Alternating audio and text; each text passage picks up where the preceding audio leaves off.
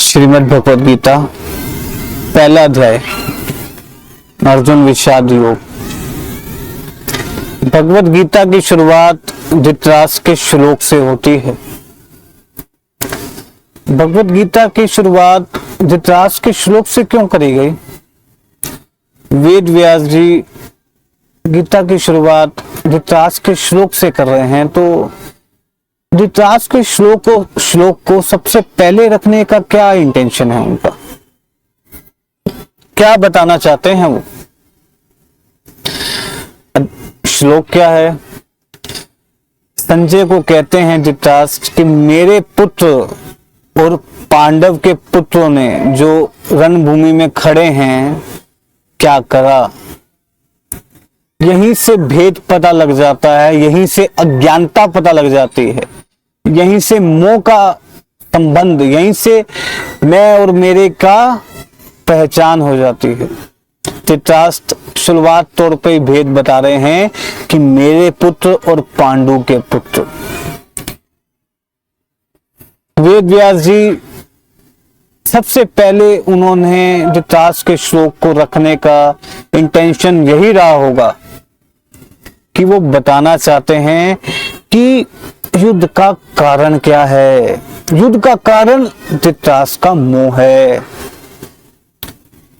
वो बताते हैं कि अज्ञानता, अज्ञान और मोह ये दो बहुत बड़े प्रमुख कारण हैं अधर्म के, जो आज ये धर्म को युद्ध करना पड़ रहा है। अधर्म का नाश करने के लिए जो ये युद्ध हुआ है, महाभारत हुई है, ये धृतराष्ट्र के मोह की वजह से हुई है। ये पहले अध्याय में बिल्कुल स्पष्ट तौर पे बता दिया है कि मेरे पुत्र और पांडु के पुत्र, यहीं से भेद हो गया, यहीं से मैं और मेरा आ गया, यहीं से प्रमाण हो गया कि धृतराष्ट्र आत्मज्ञानी तो नहीं है। ये बता रहे हैं वेद व्यास जी। आगे दुर्योधन का श्लोक है। पहले अध्याय का नाम अर्जुन विषाद योग तो है ही, लेकिन इसमें हम धृतराष्ट्र की मन की अवस्था, दुर्योधन की मन की अवस्था और अर्जुन की भी मन की अवस्था का वर्णन है। तीनों का वर्णन है और तीनों को जानेंगे हम। दुर्योधन आगे दोनों सेनाओं को देखते हैं दोनों पक्षों में कौन कौन योद्धा खड़े हुए हैं। जब ये देख लेते हैं कि सामने युधिष्ठिर के पक्ष में कौन कौन से योद्धा खड़े हुए हैं, तो जाते हैं अपने गुरु के पास, गुरु द्रोणाचार्य के पास, और उन्हें बताते हैं कि सामने पक्ष में ये योद्धा खड़े हैं और हमारे पक्ष में ये योद्धा हैं। और साथ ही उन्हें ये बताते हैं कि युधिष्ठिर ने उनकी सेना का सेनापति धृष्टद्युम्न को बनाया है, जो द्रुपद के पुत्र थे, जिसने आपकी मृत्यु का प्रण लिया है। मतलब एक तरीके से अपने गुरु द्रोणाचार्य को भी उकसा रहे हैं। उन्हें उकसा रहे हैं कि उन्हें उकसाने की क्या नियत है, क्यों ऐसे ये कर रहे हैं कि सामने जो आप अपने प्रिय मान रहे हैं, आपका प्रिय शिष्य है, अर्जुन है, बाकी सारे शिष्य हैं आपके, आप किसी पर दया मत कीजिएगा। आप ये मत भूलिए कि इस धृष्टद्युम्न ने आपकी मृत्यु का प्रण लिया हुआ है।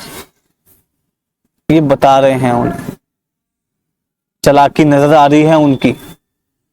साथ ही साथ घबराए भी हुए हैं, जो दोनों सेनाओं का वर्णन कर रहे हैं, घबरा गए हैं युधिष्ठिर के साथ देख करके। इतने महान योद्धा इन्होंने इकट्ठे कर लिए, इतने महान योद्धा इनके पक्ष में लड़ने के लिए आ गए हैं। सारे योद्धाओं का नाम लेके वर्णन करते हैं, बाद में फिर अपनी सेना का भी वर्णन करते हैं, और फिर बाद में कहते हैं कि हमारी सेना का जो रक्षण है वो भीष्म पितामह जी ने कर रखा है। जब तक वो हैं तब तक हमें हराया नहीं जा सकता, हम अजय हैं। तो ये अहंकार की स्थिति है, ये दुर्योधन का अहंकार बोल रहा है। जब इंसान अधर्म में होता है, तो अहंकार, घबराहट और चालाकी, छल, ये सब चीजें होती हैं। और यही दुर्योधन के साथ भी हो रहा। दुर्योधन का अहंकार साफ स्पष्ट तौर पर नजर आ रहा है। वो जानते हैं, अंदर से दुर्योधन जानते हैं कि वो जो कर रहे हैं वो गलत है। वो जानते हैं कि वो ठीक नहीं कर रहे, लेकिन तब भी उनका अहंकार उन्हें झुकने नहीं दे रहा। वो भीतर से जानते हैं और भीतर से घबराए भी हुए हैं। तभी तो बाद में एक श्लोक आप पढ़ेंगे, पहले अध्याय में ही है, ये बोलते हैं कि भीष्म पितामह को हमारे सारे योद्धा रक्षण करेंगे। तो वो जानते हैं कि उनकी जीत का अगर आधार भी कुछ है तो वो भीष्म पितामह ही हैं। उन्हें मारा नहीं जा सकता, ये उनके अंदर है। वो मन में जानते हैं कि उन्हें मारा नहीं जा सकता।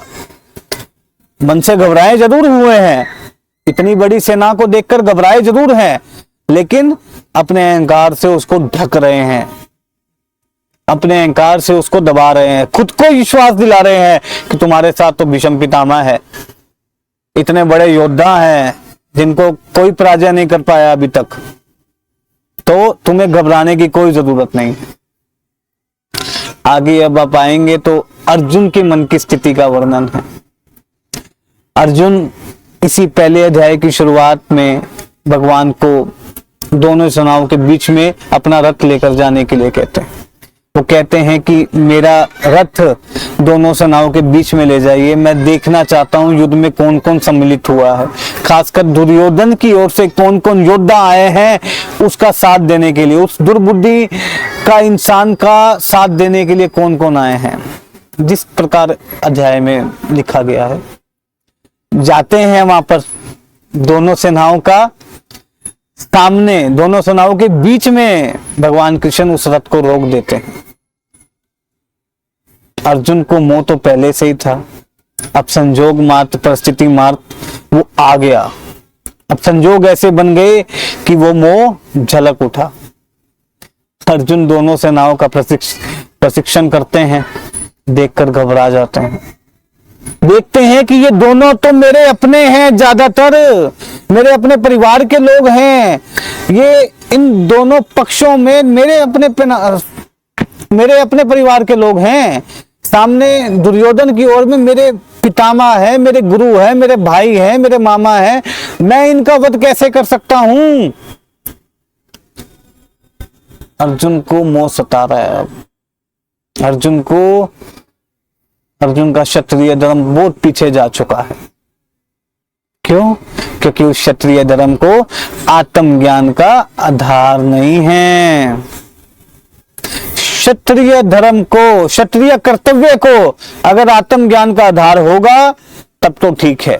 किसी भी मान्यता को, किसी भी कर्तव्य को अगर आत्मज्ञान का आधार है तब तक तो वो कर्तव्य भी ठीक है, वो मान्यता भी ठीक है, वो परंपरा भी ठीक है। लेकिन कब वो कर्तव्य, मान्यता, वो परंपरा छूटनी चाहिए, वो आत्मिक ज्ञान निश्चित करता है, आत्मज्ञान निश्चित करता है, बोध से निश्चित होता है। किसी वक्त पे वो कर्तव्य, वो परंपराएं, वो मान्यता ठीक है, लेकिन किसी वक्त पे वो कर्तव्य, परंपराएं, वो मान्यता ठीक नहीं भी हैं। ये परिस्थिति, कुल, समय, इन सब चीजें का निश्चित होता है। लेकिन अर्जुन के कर्तव्य को, अर्जुन के क्षत्रिय कर्तव्य को आत्मज्ञान का आधार नहीं है। संसार ने उसे जरूर बता दिया कि तू क्षत्रिय है, क्षत्रिय कुल में तेरा जन्म हुआ है, क्षत्रिय युद्ध को पीठ नहीं दिखाते, क्षत्रिय युद्ध में मारे जा सकते हैं लेकिन पीठ नहीं दिखा सकते। तुम युद्ध में सम्मिलित हुए हो, या तो मारो या तो मरो, तीसरा और कोई विकल्प नहीं होता। लेकिन अर्जुन को ये सारे जो संसार के द्वारा दिए गए विचार हैं फीके पड़ रहे हैं। मोह सता रहा है, वृत्ति हावी है। वृत्ति विचार से वश में नहीं आ सकती, वृत्ति आत्मज्ञान से ही वश में आएगी। और अर्जुन के कर्तव्य को आत्मज्ञान का आधार बिल्कुल भी नहीं है। अर्जुन अज्ञान में है। पहले अध्याय में मुख्य तौर पर अर्जुन की मन की कमजोरी, घबराहट के बारे में पूर्ण वर्णन है। अर्जुन घबरा जाते हैं कि ये दोनों पक्ष के जो योद्धा ज्यादातर हैं ये मेरे परिवार के हैं, ये दोनों अगर आपस में मर जाएंगे तो हमारे कुल में बचेगा कौन। जो जितने बुजुर्ग यहाँ पर योद्धा के रूप में खड़े हुए हैं, अगर ये मर जाएंगे और इतने योद्धा और हैं दूसरे ये मर जाएंगे तो कुल का तो नाश हो जाएगा, पुरुषों का अभाव हो जाएगा, स्त्रियां मर्यादा में नहीं रहेंगी। कुल को ज्ञान देने वाला, सही गलत की पहचान देने वाला, आने वाले जनरेशन को सही गलत का ज्ञान देने वाला, जो परंपराएं चल रही हैं उनको कंटिन्यू करने वाला कोई भी नहीं बचेगा। हमारे कुल का तो नाश हो जाएगा। तो ये पाप मैं नहीं कर सकता। अब अर्जुन के लिए पाप हो गया है, अब अर्जुन के लिए ये पाप हो गया। अर्जुन कह रहे मैं ये पाप नहीं कर सकता। ये धृतराष्ट्र के पुत्र अगर लालच के वश यहाँ पर खड़े हुए हैं, राज्य के लालच के वश अगर ये यहाँ पर खड़े हुए हैं तो मैं तो ये पाप नहीं कर सकता ना, मैं ये पाप नहीं कर सकता। ये मेरा वध कर दे लेकिन मैं इनका वध नहीं करूंगा। मैं अपने गुरु को, अपने पितामह को, अपने भाइयों को मारकर अगर ये राज्य का सुख मिलता भी है तो रक्त से सना हुआ राज्य है, उनके रक्त से सने हुए राज्य का भोग करूंगा ऐसा प्रतीत होएगा मुझे। तो मुझे नहीं करना इस राज्य का भोग, मुझे तीनों लोकों का भी राज्य दे दो लेकिन मुझे नहीं चाहिए। ये अर्जुन के मन की स्थिति है।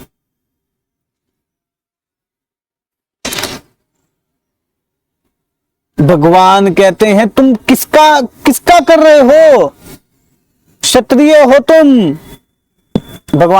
भगवान की शुरुआत में क्षत्रिय धर्म का बोध करवाते हैं, क्षत्रिय कर्तव्य का बोध कराते हैं, क्षत्रिय युद्ध को पीठ नहीं दिखाते। इतने महान योद्धा हो तुम, ऐसी मोह जैसी दुर्बलता को कैसे प्राप्त हो सकते हो।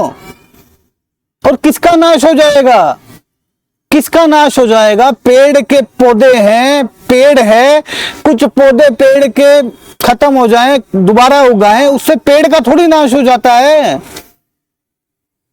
अर्जुन को आत्मज्ञान का भाव है तो अर्जुन शरीर और पारंपरिक ज्ञान जो परंपराएं चल रही हैं, जो चल रही थी उस समय भी, उसी को ही धर्म समझ रहे हैं। वो धर्म नहीं है, धर्म तो शरीर और परंपराओं से आगे की बात है। धर्म के सामने ये सब चीजें बहुत छोटी हैं। धर्म को अगर इन सब चीजों का आधार हो, संस्कार को, परंपराओं को, मान्यताओं को, कर्तव्य को अगर धर्म का आधार हो तब तो ये ठीक है, ये सब चीजें ठीक हैं। तब तक जहां पर, जिस कुल में, जिस जगह पर, जहां पर भी ये इन सब चीजों को धर्म का ज्ञान नहीं हो, धर्म का आधार नहीं होएगा, तब तक ये सब चीजें ठीक नहीं हैं। कोई भी कर्म करो, आपके कर्म को ज्ञान का आधार होना चाहिए। लेकिन अर्जुन का कर्तव्य धर्म के आधार के बिना है, आत्मज्ञान के आधार के बिना है, इसलिए कर्तव्य फीका पड़ रहा है और मोह हावी है, वृत्ति हावी है। क्योंकि वृत्ति आत्मा से टिक सकती है, आत्मज्ञान से टिक सकती है। कर्तव्य विचार उसे नहीं ठहरा सकता, उसे टिकाव सिर्फ और सिर्फ उसके ज्ञान से, आत्मज्ञान से आएगा। मुख्य तौर पर ये सब कह करके अर्जुन की ये मैं पाप कर रहा हूं, मैं ये पाप नहीं कर सकता, ये मेरा वध कर दे, मैं इनका वध नहीं कर सकता, ये कह करके अंत में अपना धनुष त्याग कर रथ के पीछे चोर पर बैठ जाते हैं। ये है मुख्य तौर पर पहला अध्याय। अर्जुन के मन की स्थिति, बुद्धि को मोह ने पूरी तरह घेर लिया है, कमजोरी, दुर्बलता यही है बस। और मोह कब है, जब युद्ध करना चाहिए था, युद्ध के विकल्प में अब मन में द्वंद की स्थिति है। कभी कर्तव्य के विचार आ रहे हैं तो कभी मोह के विचार आ रहे हैं। ये मोह में फंसे इंसान की स्थिति होती है जब कर्तव्य और मोह के विचार आपस में टकराते हैं। कभी तो कर्तव्य बोलता है, कभी मोह बोलता है, और कभी बोलता है मोह में पड़ा इंसान, मुझे समझ नहीं आ रहा, मुझे ज्ञान दो। अंत में उन्होंने यही कहा भगवान को कि मुझे, अगले अध्याय में है ये वैसे, कि मुझे सही गलत का नहीं पता लग रहा, मेरी बुद्धि मोह के दलदल में फंस चुकी है, मुझे बताइए मेरे लिए क्या करना उचित है। पहले तो वो निश्चय कर चुके थे कि मैं युद्ध नहीं करूंगा, अब वो भगवान से अगले अध्याय में कहते हैं, शुरुआत में ही कहते हैं कि मुझे बताइए कि मेरे लिए क्या करना उचित है, मुझे वो बताइए। ये है मुंह में फंसे इंसान की स्थिति। कभी कुछ है, कभी कुछ है, कुछ पल में कुछ है, कुछ पल में कुछ और है। एक ही चीज पे निर्णय लेना है और उसी चीज पे निर्णय लेने के लिए कभी कुछ है तो कभी कुछ है। ये अर्जुन के मन की स्थिति है। अर्जुन को वो धर्म युद्ध नहीं लग रहा, अब अर्जुन को वो पाप लग रहा है। अर्जुन देख नहीं पा रहे कि मैं जो कर रहा हूं वो धर्म युद्ध है। अर्जुन नहीं देख पा रहे कि अगर दुर्योधन जीत जाता है तो उसके राज्य में जो आम जनता है उसका क्या हाल होएगा। ये कुछ नहीं देख रहे वो, बस उन्हें अपना मोह सता रहा है। वो परंपराएं कहां जाएंगी, वो जो बुजुर्ग हैं जो इतनी, उनका ज्ञान कहां जाएगा, आने वाली जनरेशन्स का क्या होएगा। अपने वही अज्ञानता के घेरे में घूमे जा रहा है उनका मन। कभी कर्तव्य हावी हो रहा है, कभी क्षत्रिय कर्तव्य सता रहा है, कभी भगवान उन्हें याद दिला रहे हैं कि लोग हंसेंगे अगर तुम इस युद्ध से पीठ दिखाओगे तो लोग हंसेंगे। कितने महान योद्धाओं को ये, कितने बड़े योद्धा होते हैं वो जिनके नसीब में ये युद्ध आता है। तुम्हारे सामने आया है, धर्म का युद्ध है, धर्म के लिए युद्ध का माध्यम तुम बने हो, निमित्त तुम बने हो, तुम्हें तो खड़े होना चाहिए और युद्ध करना चाहिए। लेकिन ये सब बातें, उन्हें ये सब विचार हैं, ये सब विचार हैं और ये भगवान को दिख जाता है कि ये विचार अब अर्जुन के मोह को शांत नहीं कर सकते, क्योंकि वृत्ति आत्मा के ज्ञान से टिकेगी, ये विचारों से नहीं टिक सकती। विचार तो कर्तव्य का अर्जुन को पहले ही है। और ये परिस्थिति अब क्यों आई है, मुख्य तौर पे देखा जाए, अर्जुन मोह की दुर्बलता, अज्ञानता में, अर्जुन कमजोरी में क्यों आए हैं, बुद्धि को उनकी मोह ने क्यों घेर लिया है। क्योंकि ऐसा तो है नहीं कि अर्जुन ने पहले युद्ध नहीं करे होंगे, पहले भी कितने युद्ध करे होंगे, लेकिन अब ये क्यों हुआ है, क्योंकि सामने विपक्ष में अब अर्जुन के अपने खड़े हैं। अब उसका मैं और मेरे का संबंध है। अब विचार कर्तव्य के वृत्ति पर हावी नहीं हो सकते। वृत्ति आ रही है, वृत्ति तो आत्मा के ज्ञान से ही टिकेगी, आत्मा के ज्ञान से ही वो हटेगी और कर्तव्य का पालन तब होएगा। मुख्य तौर पर पहले अध्याय में अर्जुन की मन की स्थिति, धृतराष्ट्र के मन की स्थिति और दुर्योधन की मन की स्थिति का वर्णन है। और अंततः पहले अध्याय के आखिरी श्लोक में अर्जुन निश्चय कर देते हैं कि मैं युद्ध नहीं करूंगा, रथ के पीछे और बैठ जाते हैं धनुष त्याग कर कि मैं युद्ध नहीं करूंगा।